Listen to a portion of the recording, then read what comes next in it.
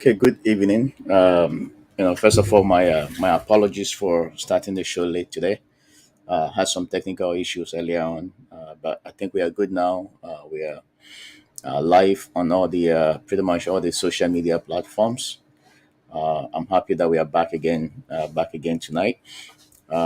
Tonight we have an author, Steve Adams, with us tonight. Mark is not able to join this evening, so it's just going to be Steve and I.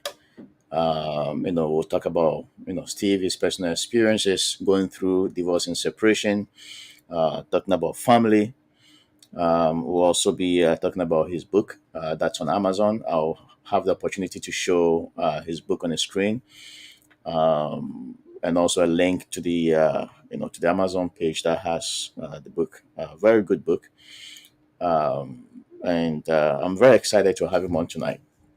But if you're with us tonight, I want you to be able to, share all the Facebook pages wherever you're watching it from.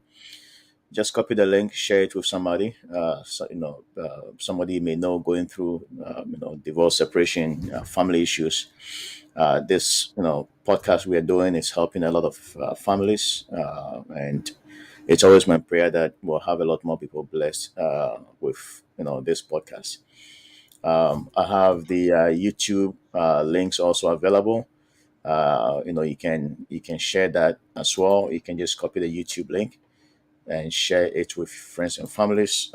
Be a blessing to somebody, because a lot of the stories that we share here go a long way to help somebody. It goes a long way to benefit people. And so I just posted the YouTube uh, uh, link. Actually, that's the StreamYard link that I just posted.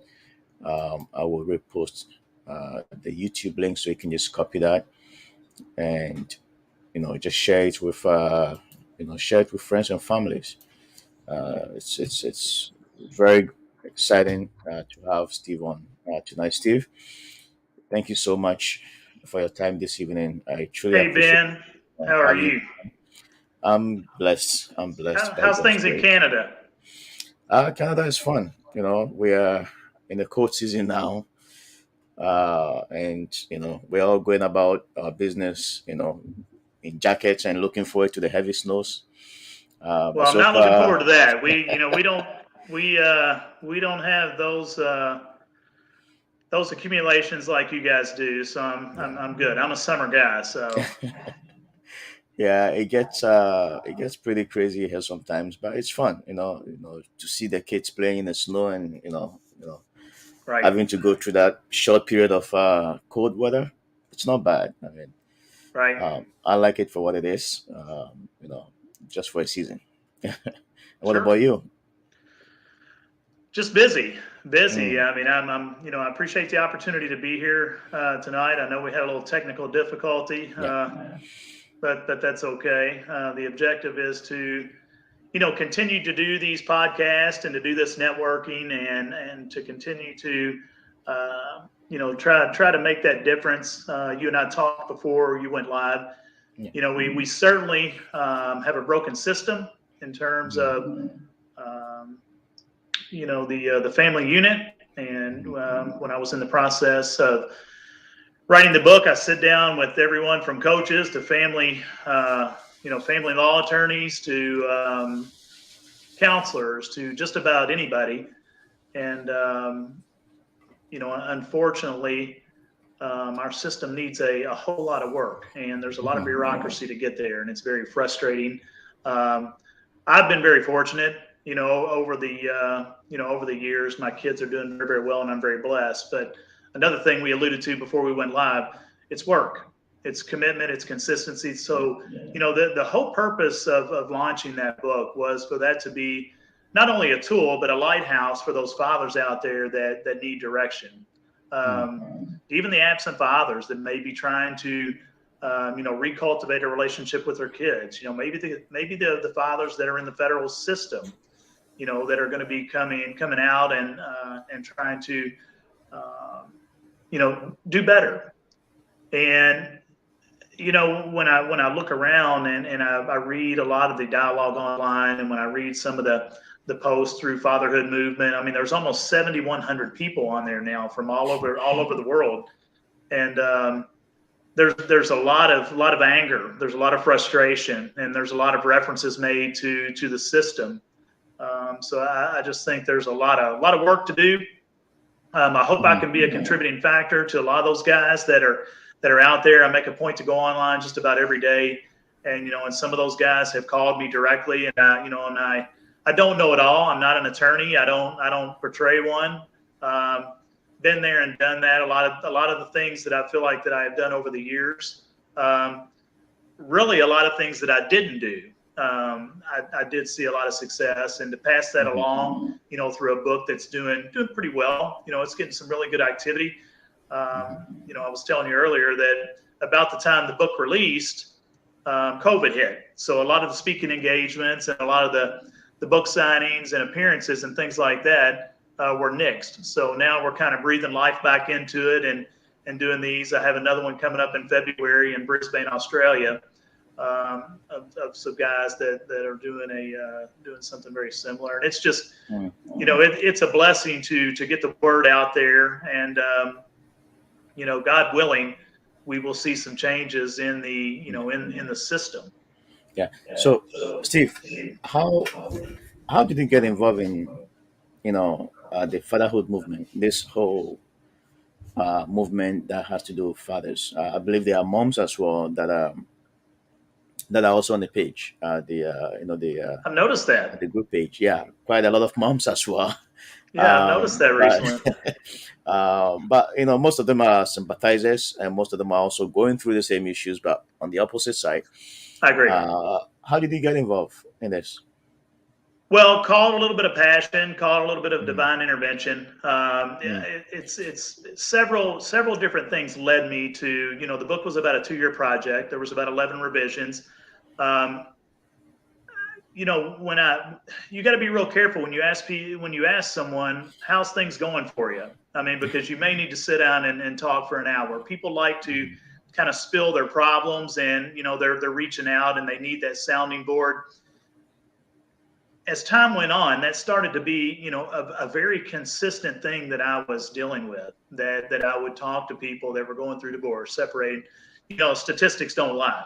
Divorce is mhm. a major thing in this country. Right. Not only the divorce, but the kids that suffer so many Mhm, different mhm, times, mhm, when mhm, the family breaks up. There's a lot of work to do. And if I was at a sales conference years ago in Philadelphia, and a gentleman said something that just made so much sense, and it really mhm, resonated when I started to, really put a lot of time and effort into this and into this movement and into the networking aspect of it, because it is a global type thing. He said, if you leave here with one thing that you didn't come with in terms of an initiative, a strategy, a piece of advice, words of mhm, wisdom, then it was worth your trip. And I feel the same way about this book when I released it. My objective was to get this out there as much as I can, as many people to see it. And if it makes just a small difference in someone's day or their week or their morning or the way that they respond to their kids, when they've worked 10 or 12 hours and they've got to help them with homework, or they've got to cook dinner, or they've got to do laundry, or they got to help, get ready for tomorrow's soccer game, whatever it may be. If mhm, there's just one component of the dialogue in this book mhm, that can be effective in a positive way, that is going to change the way that they respond to their kids, because it's a very stressful time. A single father, single mother. There's you're wearing a lot of hats, and a lot of times these single mothers are, it's just like you said. There's a lot of young ladies that have joined this site. They're working day shift and they're picking up an evening job, just trying to make bills, trying to make ends meet. mhm, Um, and I think that's the biggest reason that I got involved in this is hopefully this will be more of a tool, a lighthouse mhm. for a lot of guys that are looking for that. They need direction. They're Yeah, struggling in a big way. yeah. I knew I can step back and tell them, um, you're in for a long, rough road, up and down. It's But I could not be any more blessed with where I am. Um, with my Yeah. children, with my relationship, with everything, with my faith, Mhm. everything. But it's not anything. I've had so many guys that are in the midst of a divorce that'll say, well, and have kids, and they will say, well, it can't change your life that much. Mhm. Being a single dad. I mean, that much. Those things really can't change that much until you dig into it and you experience it. There's no way to really grasp the responsibilities that you have if you're working. If you've got a career, so you're working, you're cooking, you're cleaning, you're doing the homework, you're doing the parent teacher conferences. And again, Mhm. from day one, when I took that on, it was not something that I needed a pat on the back or an attaboy, or let me post pictures of me Mhm. holding my kids, or let me tell you what I did today. I'm a pretty private person when it comes to those things. But what I did realize is that, some of the most important factors of that was focus and consistency. You Mhm. had to stay focused. You've got a lot of naysayers that want to tell you what you're doing wrong, but they've never experienced it. Right. Here in the South, we say armchair quarterbacks, and that's kind of what it really consists of. Mhm. And it's a lot of work and consistency. I'm asked all the time, what is the one trait that you think has been most effective to get you to pretty much the finish line with your kids through the Mhm. tough times, when Mhm. they're off to college, one's out and one's in now. And there's no question, I say the same answer every single time is consistency. Yeah. I. Trying to avoid mixed Mhm. signals. Mhm. One day you're in a good mood, and everybody has their days, but Right. um, you can't make these kids feel like they're inadequate and they're part of your problem. And Mhm. there's days that's very difficult to do, because tempers flare, emotions are flowing, and there's a lot of different things that there's financial burdens, there is obligations, you're still trying to juggle your career. Don't forget about the one that's bringing the paycheck in, Mhm. and you've got all these other things that are thrown at you every day. It never stops, and it does take its toll. And that's why, I have guys that call me from all over the country. They'll inbox me and we'll talk on the phone, and they're in the early stages of this. And I tell them the same thing every single time. You're in for a ride if you're going to do it the right way. My way may have not been the textbook way, but something clicked with me and it worked when I stayed consistent, and I made sure that my kids were not going to be part of that scarlet letter stigma black cloud of those kids they turned out the way that they did because they are part of a broken home. That's Mhm. bullshit, let me tell you. Yeah. There's no other way to put it. It truly is, because if you do your job as a father, um, there's up and down, there's good days and bad days, but if you do your job consistently, your kids will respond to that Mhm. positively. Yeah. We have Steve. We have a situation at hand right now where a lot of fathers um, are very distracted. Some that are going through a lot of financial hardships because of the process. Some that are also struggling with mental health issues and other factors as well. You had said something earlier that there are a lot of fathers who need direction. I mean, with all these challenges that a lot of fathers face. Um, from your perspective, what kind of direction do you think our tools are there for a lot of these dads that are struggling? Well, I think one of the biggest problems, first of all, let me say this, because I've kind of shifted on this to a completely different level.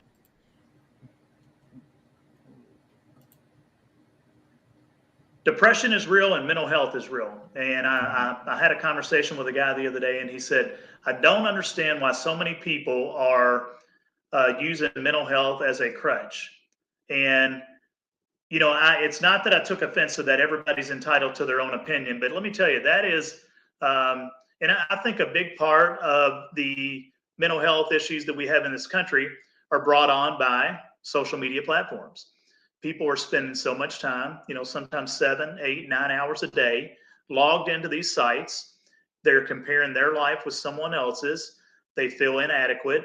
They see Johnny down the street, his dad just bought him a new bike, and you're trying to pay child support, and you're trying to, have equal parenting time, and sometimes your job is not allowing it, and the emotions are flowing, and you're spending time alone. You're rehashing on the way things used to be. Did you make the right decision? So there's a lot of different factors that play into the mental health issues that we are, that we are experiencing in a big way, almost like a wave.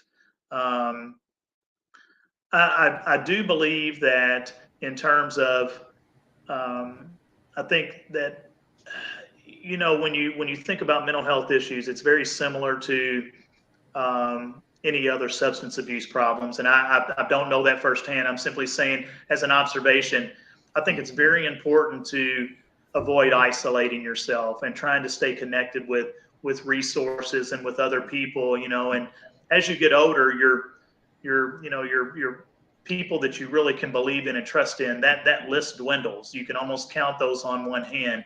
But I think it's very important to stay out there and do your research. And I know a lot of times it's easier said than done. I'm just saying that I've experienced firsthand a lot of friends I've witnessed that have gone into depression and have mental health issues and alcoholism, and the largest percentage of the time they had isolated themselves from everything.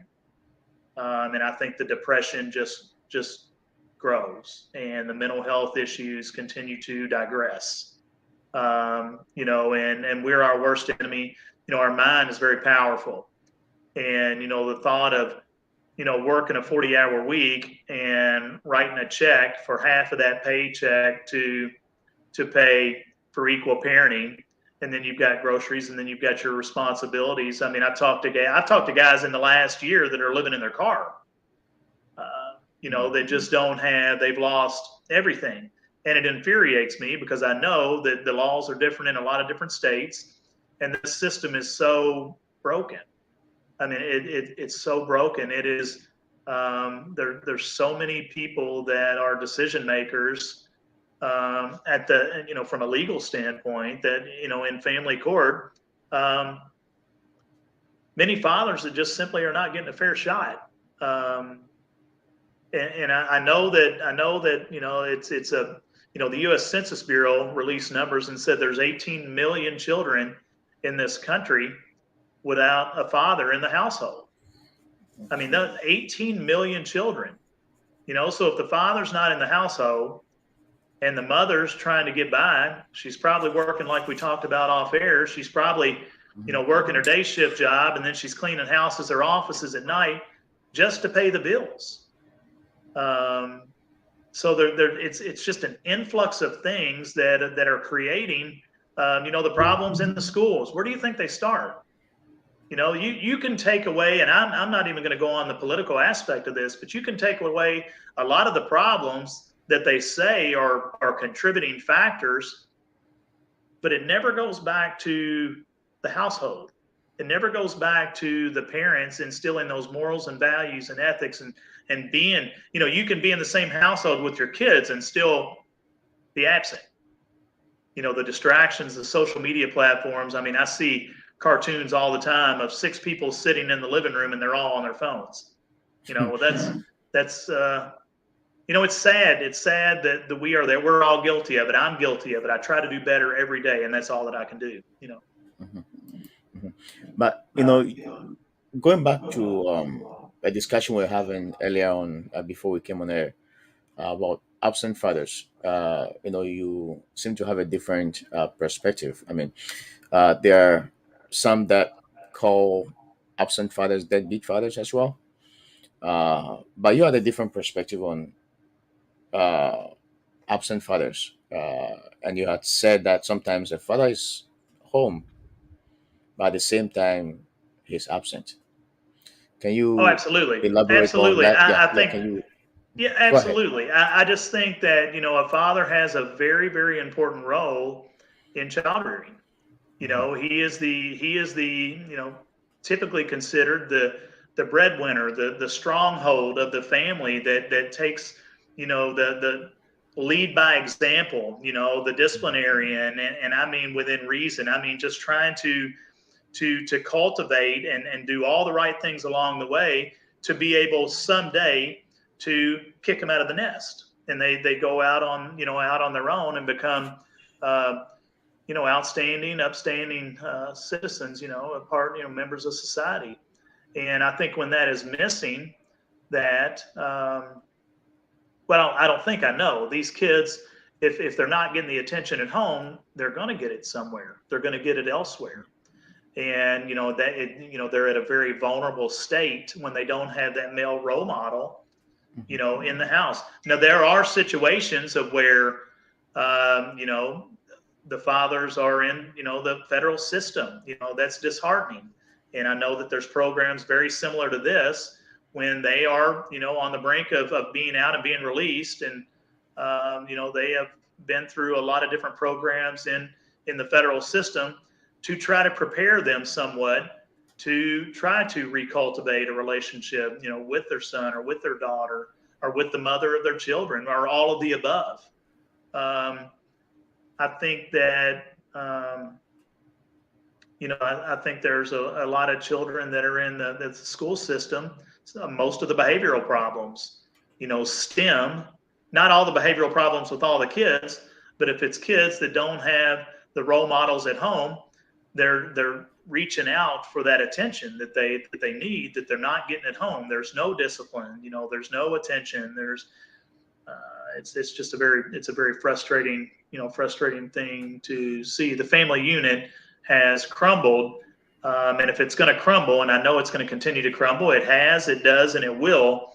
But I allude to that in the book. It's a little bit tough love, but I do feel that way, that you have to step up and take responsibility, as that father.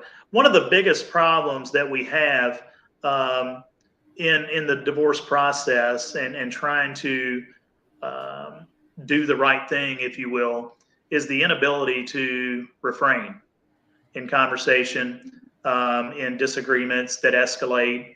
And I know that taking the high road, I told a guy the other day, I said, take the high road, it's a better view.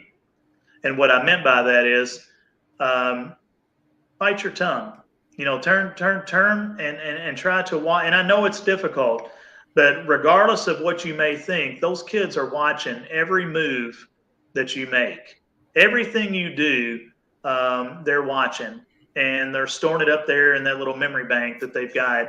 And if you can do your best, and I, right this time of the year, I always write down my 2023 this year, my 2023 goals, the things that I want to accomplish, both in business, personal life, being more active in different efforts like this and initiatives, and and more active and more involved in church and a lot of different things. But I challenge a lot of these fathers that are struggling to make that one of their 2023 goals, is to try to refrain from stirring the pot, from escalating disagreements.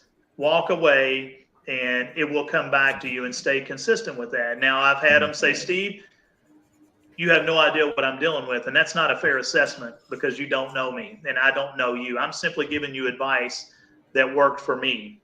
And if you're hungry for advice, you need to embrace some of that, because obviously what you're doing is not working, and you can't lose sight. We are passing the torch to another generation, and we can't continue at the pace we are at. It's just something that we have to start polishing. We have to start working harder at being that role model. There's going to be divorce till the earth stops turning. We all know that, but that should not be the end of the line for your role as a father, to stay consistent and instill those ethics and those morals and that leadership trait that you have to instill in them, because your hope is, God willing, someday they'll be a father, and you don't want that to be just a vicious cycle that is never ending. Mhm. Steve, it appears that confidence in fathers is at an all-time low. Um, there are situations where I mean, from some of what you've shared so far, dads sleeping in their cars just because they can afford to rent a place. Even here in Canada, there are a lot of shelters for women and children, but nothing so far. I think there's only one place in Toronto, Ontario, for for dads, uh, but that's unfortunate. Um, how did we get here? How did we get to this point where you know fathers, you know, in my opinion, have become somewhat irrelevant now. How do we get here? The first thing that came to my mind, and I fervently believe this, that subconsciously, I think as human beings, I think we spend too much time comparing what we have and what we do with others.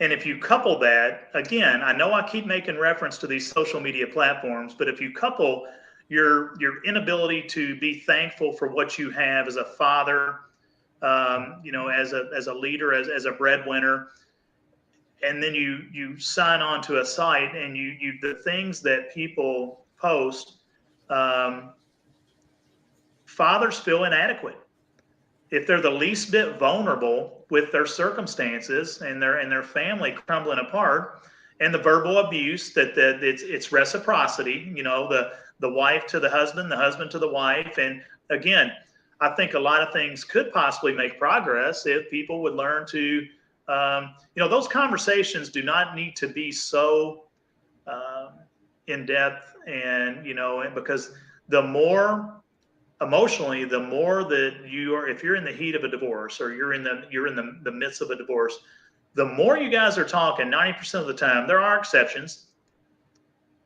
the worse it's going to be, the more it's going to digress, the more it's going to escalate. And then things are said that can't be taken back.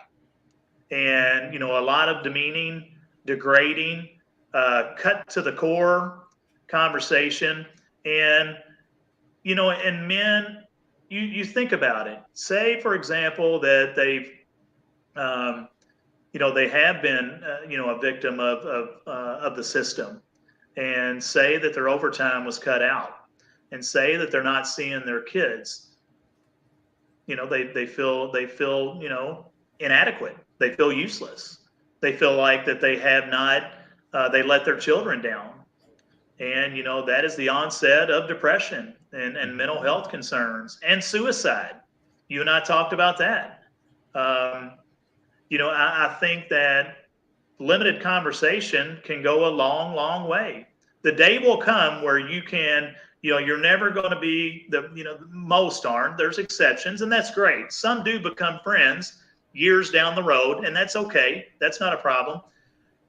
But just being civil and being amicable to each other down the road is all that your objective should be, because you are the parents of one child, two child, 10 children, however many kids that you guys have together. um, you would be amazed at how effective taking that high road and trying to refrain from having those conversations, because the reality of it is nothing good is going to become of constant ridiculing each other and consistent negative conversations about where the kids are staying. Their clothes are dirty, you haven't fed them, their homework's not done, they're having problems at school. Well, those are all the things that I told you when you took it on as a single father that you're responsible for.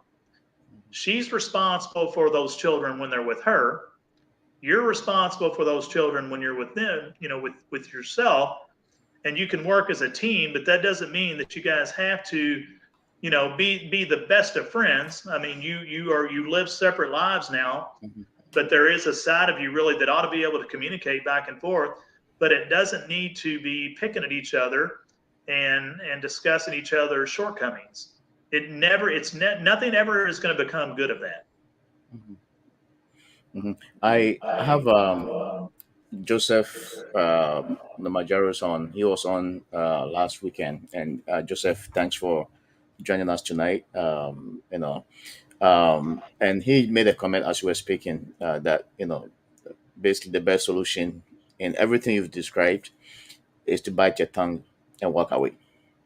Um, Something that I personally think it works because sometimes a lot of these arguments you can win, You can't and win, and I'm you not know, saying that it always works. I'm saying that it's yeah, worked for me, and I was successful at that because there was a couple of instances early on, when the ink wasn't even wet on the paper, mhm, um, that um, there was some louder conversations than they should have been, and the kids heard that, and I told myself that it wouldn't happen again, and it didn't, because for a split second, I forgot, regardless of the animosity between the two of us, I forgot for a split second what the most important thing was, right, and that was the children. When I was interviewing,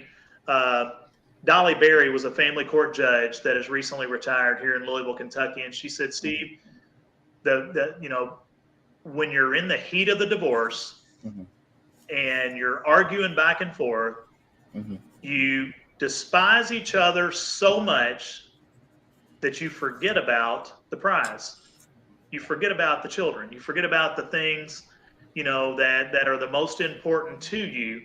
But in the heat of the moment, you're saying the things that cut to the core, and you're very degrading and very spiteful and very hurtful, and you hurt each other's feelings, and you bring up the past. And your kids, believe it or not, if they're present and they witness that, they're retaining all that information. And I'm not saying that that is the answer to, that's not the cure all, but I challenge people to try to refrain from having those conversations. There is absolutely nothing wrong with hmm having limited conversation that is solely about the well-being of the children yeah, without going personal and talking hmm about and rehashing the past. There hmm is nothing productive going to become of that. hmm hmm Um, from my own personal experience, and then I agree with you and Joseph. Often at times the best solution is to just walk away, just Yeah.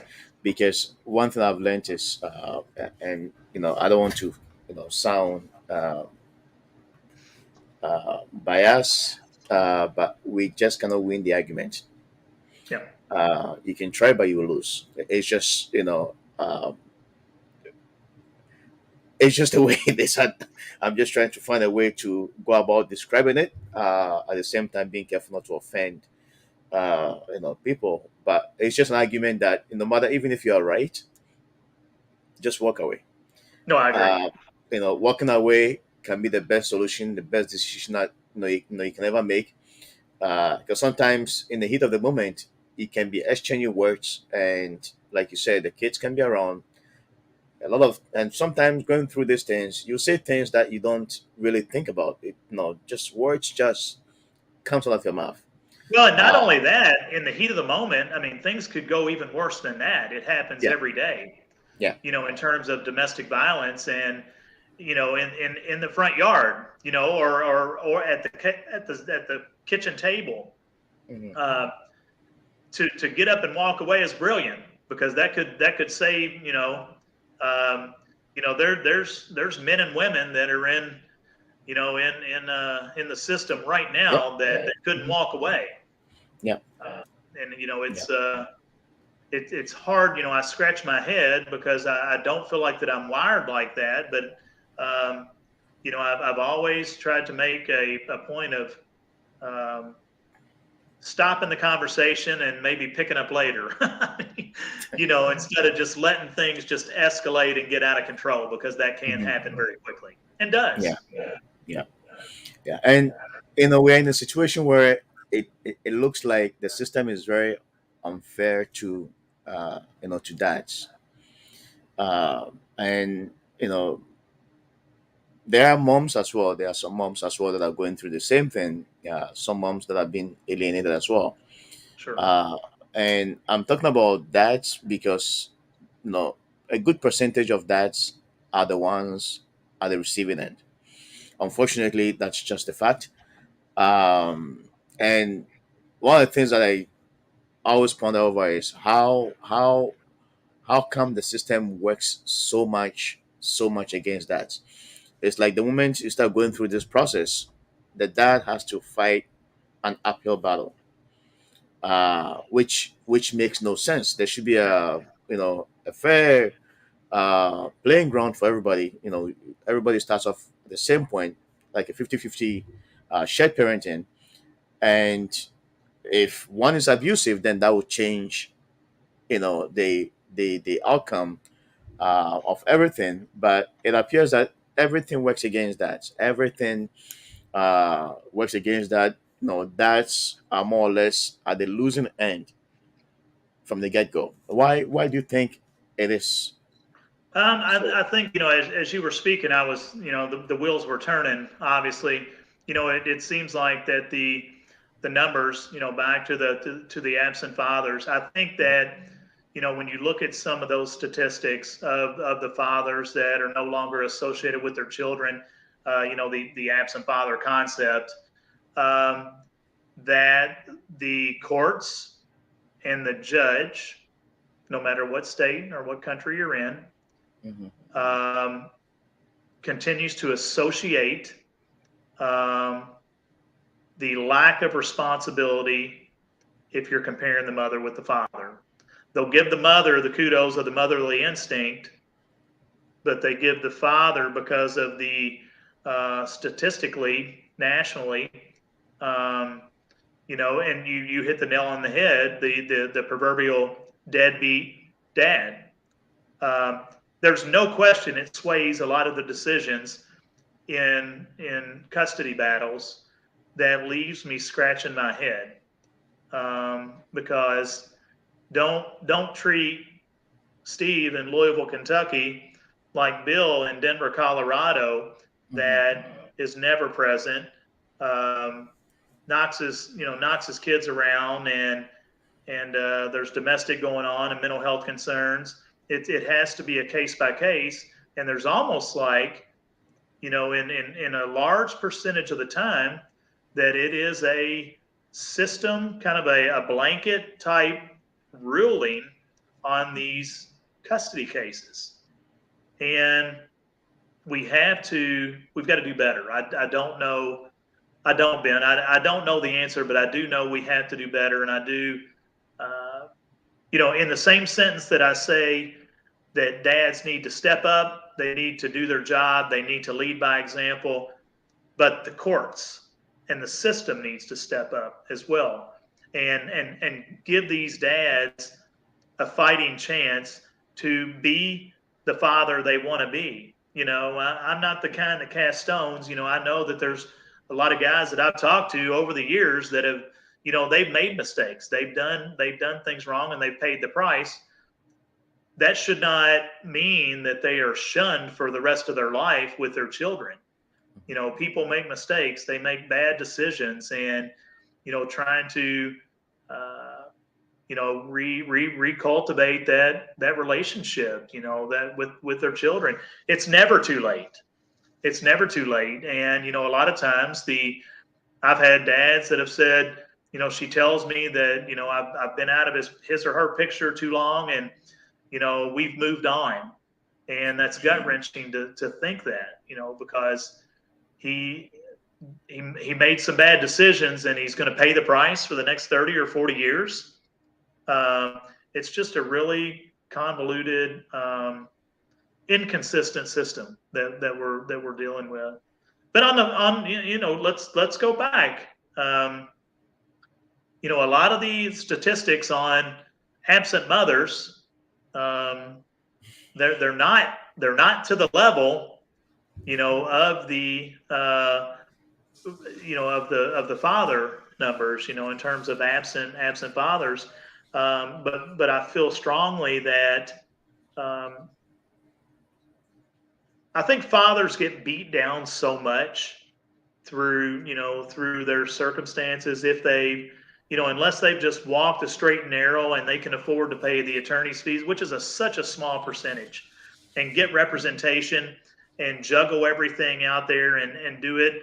Um, the ones that are working every day just to try to keep a roof over their head with their children are penalized, for just trying to be present, and not be browbeat every day by a scorned, a scorned mother for something that he may have done, 5 years ago. I think I think that's a good lesson for all of us. If we could just let bygones be bygones, I think it would be, even if it was in baby steps, I think it would be a step in the right direction to turn over a new leaf and try to just do better and be kind and just let things kind of play out and just give me a chance to prove that I'm not the person I was, or we're adults. And I've had that conversation with my ex-wife. We're adults. We've got a job to do, and it's to raise these kids and do the best that we can do. And we can be civil. We rarely talk, and that's okay. But the most important thing is the well-being of those kids and the rearing of those kids to, someday, hopefully, um, not be part of the system or the vicious cycle, but to move past that and say, one thing I don't want is to go through, what others have gone through. I want to make an effort to be that kinder, that better person, and try to do better. That's the only way we can reduce these numbers that are just staggering on all levels. The court rulings, the U.S. Census Bureau, um, the child support's a disaster. There's no accountability on the child support. Uh, I know there's the I guess the generic grid based on your income, what you pay. There's no accountability on where that money goes. None. Yeah. And Do, it's infuriating. yeah. Do you think it's a system designed as uh, a wealth transfer system? And the reason why I'm saying this is, often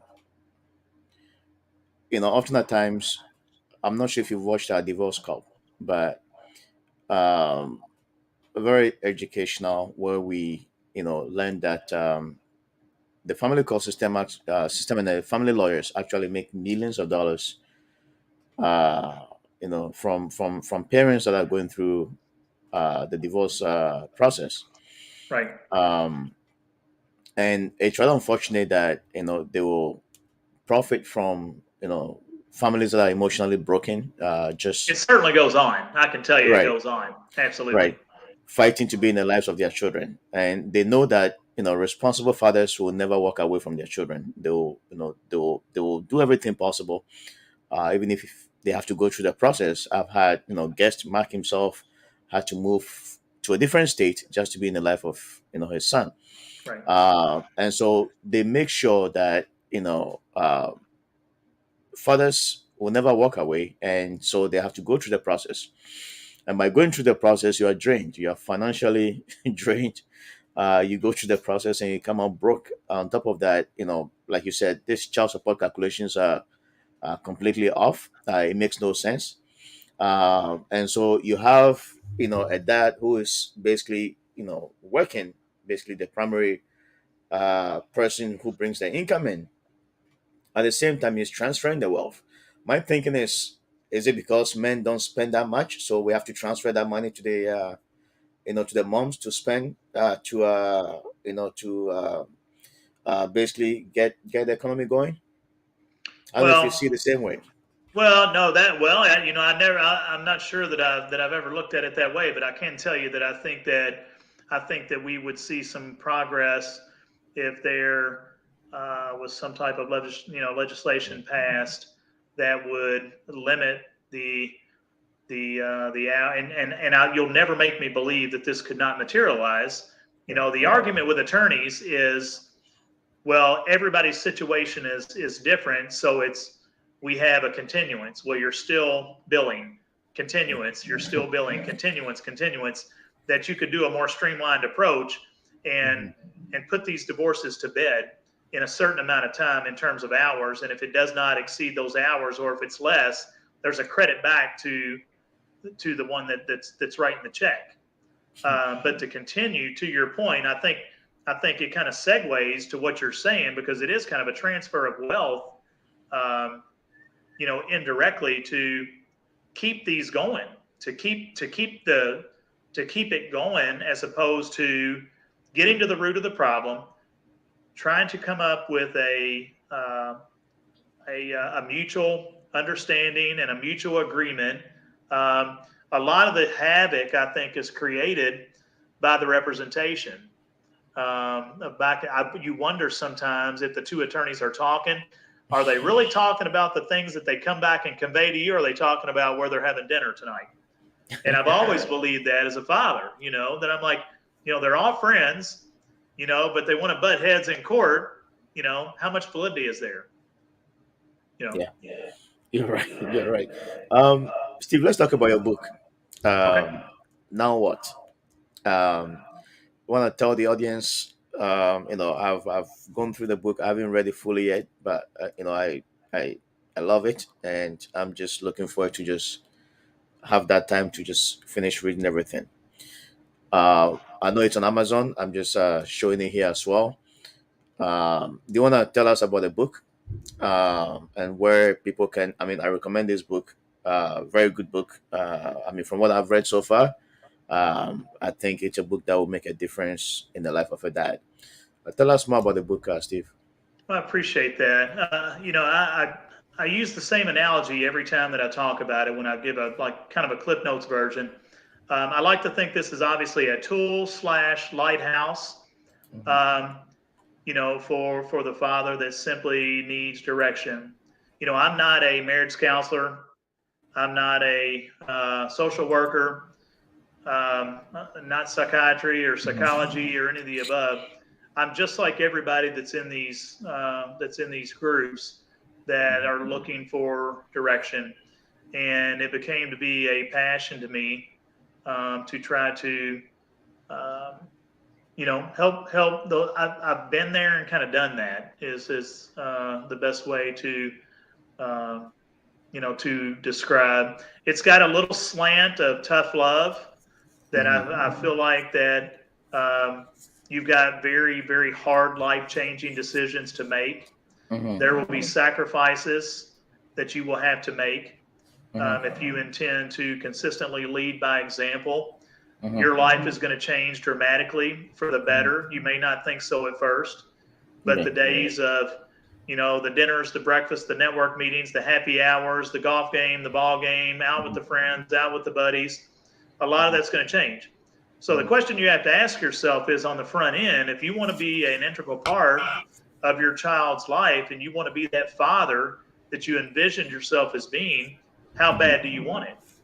That's the $1 million question, because it's just like anything else. If you're playing basketball, or you're playing a sport, or whatever your craft may be, the Mhm. only way to fine tune, whatever it is that you seek out to excel in, there's a price to pay for that. Well, the Mhm. price to pay in this particular case is to set aside a lot of the things that you're so used to doing, and put those efforts towards your children. And um, I did that. I'm not the first person to do it. I won't be the last person to do it.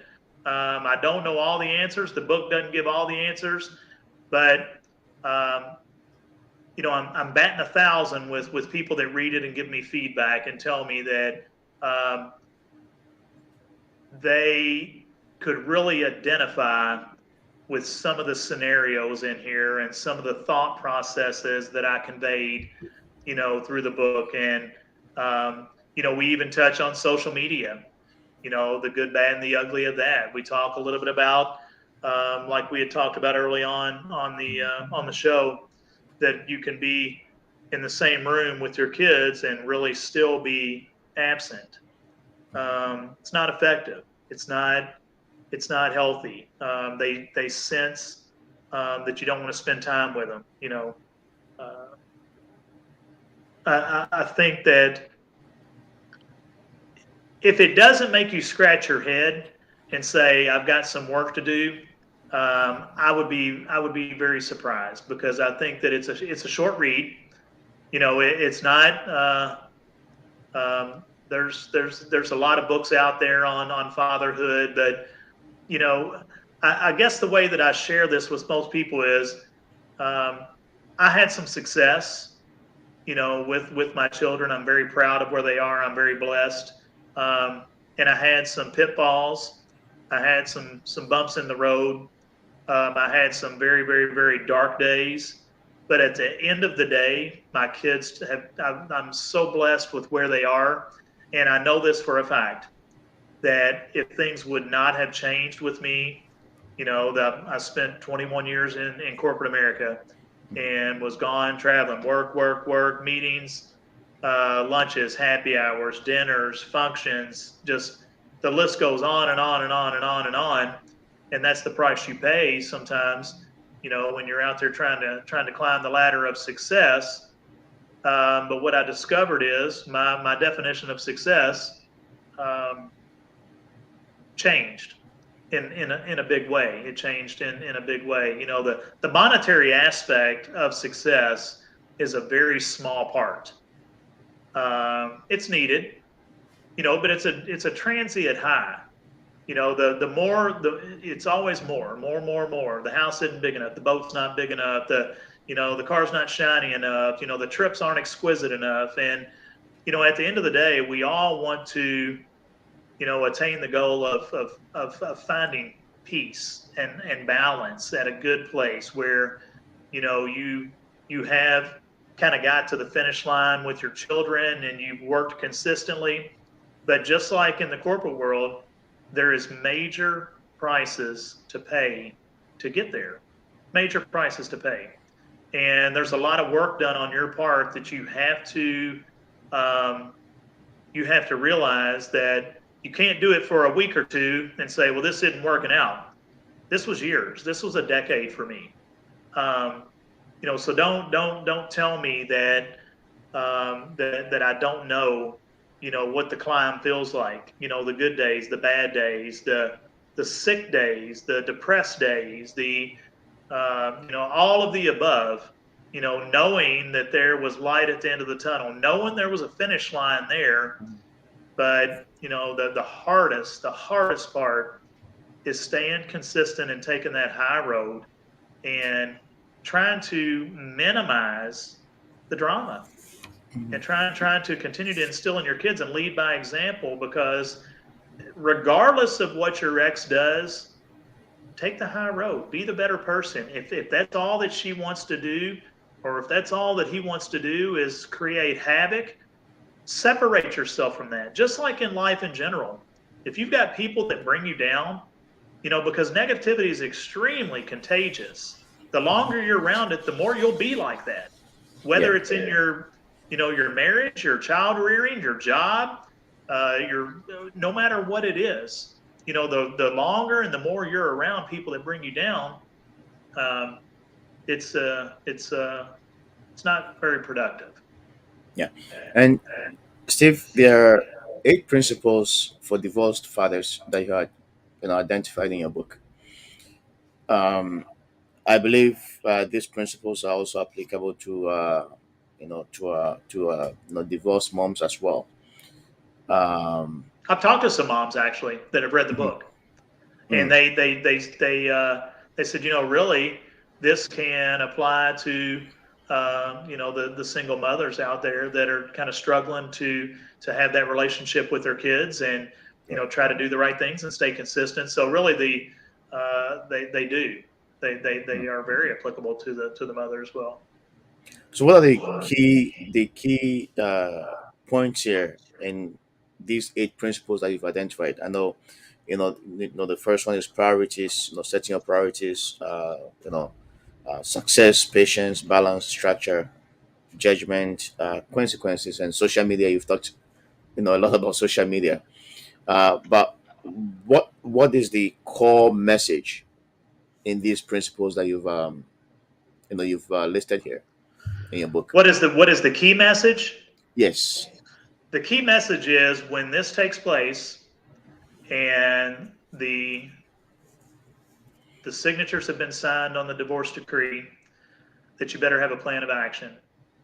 Um, it doesn't have to be my plan of action. It doesn't have to be, it doesn't have to be Dr. Phil's plan of action. It needs to be a plan of action that is always a moving target, can change at any time.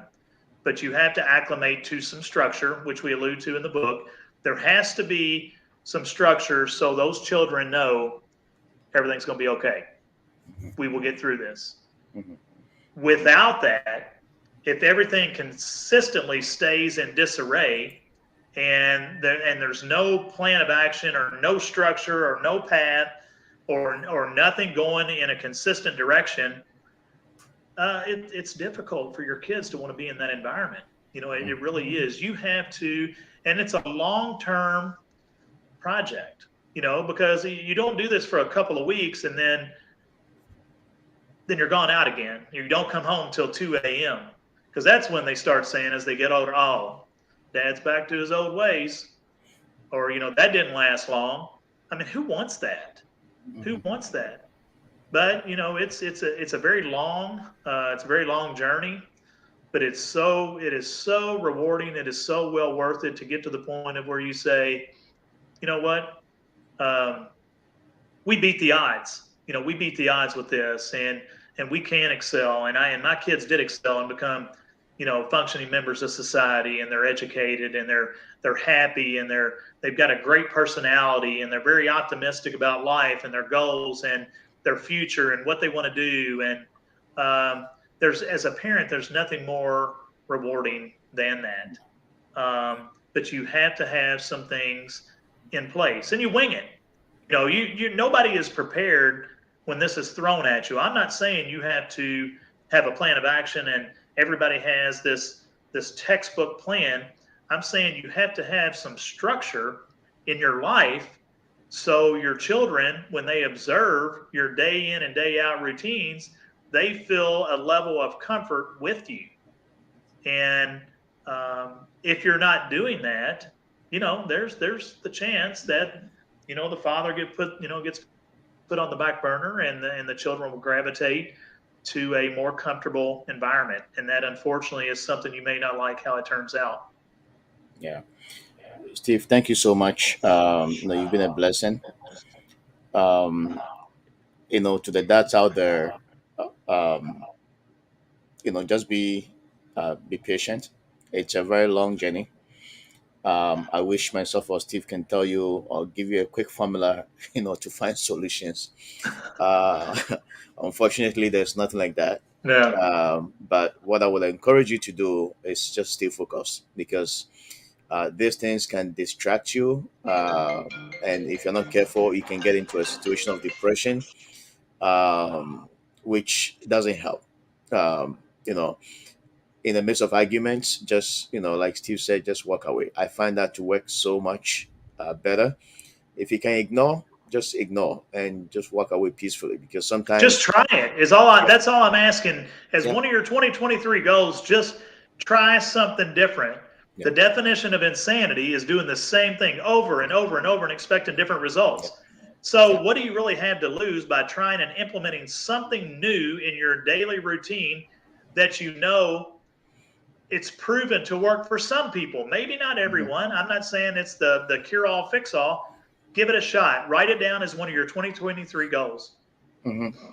But the greatest tool, though, Steve, is walking away, because the fact that you are walking away, you are making the one that is actually trying to get you upset or trying to get you into trouble more upset, because they just don't understand why you wouldn't fall for their fight, Right. right? That's right.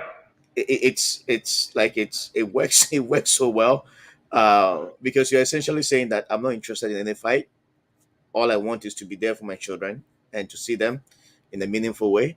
and that's it. There's no argument, there's no fight about it. And so walk away if you can.